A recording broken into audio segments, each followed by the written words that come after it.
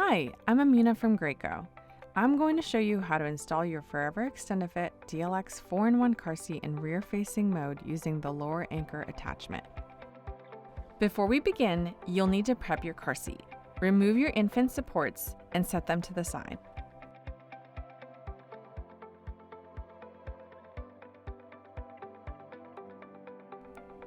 Next, you want to remove your lower anchor strap from storage. To remove from storage, press on the red button on the lower anchor connector. Repeat on the other side.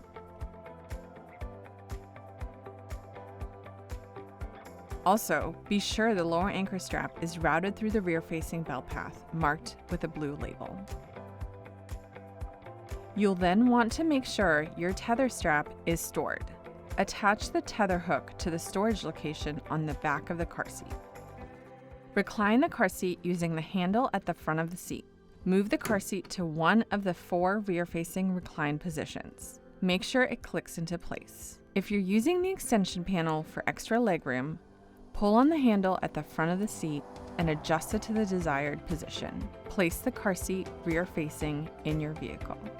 Make sure the base of the car seat is flat on the vehicle seat. Make sure at least 80% of the base of the car seat is on the vehicle seat by checking the blue label at the back of the car seat. Make sure the vehicle is on level ground. Then check the level indicator to make sure the bubble is entirely in the blue zone.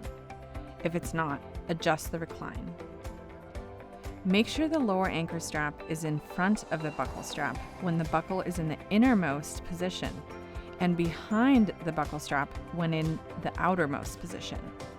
Fully extend the lower anchor strap by pressing on the gray button.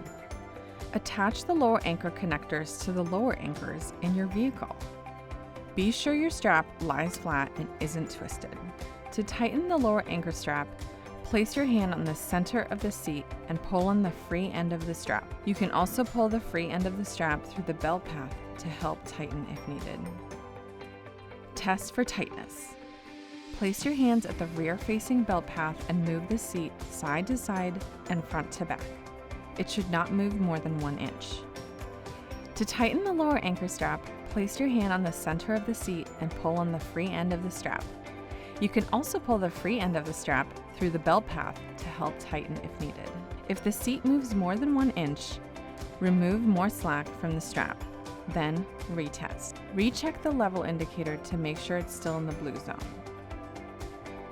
You're ready to attach your infant inserts. Review your instruction manual for usage guidelines.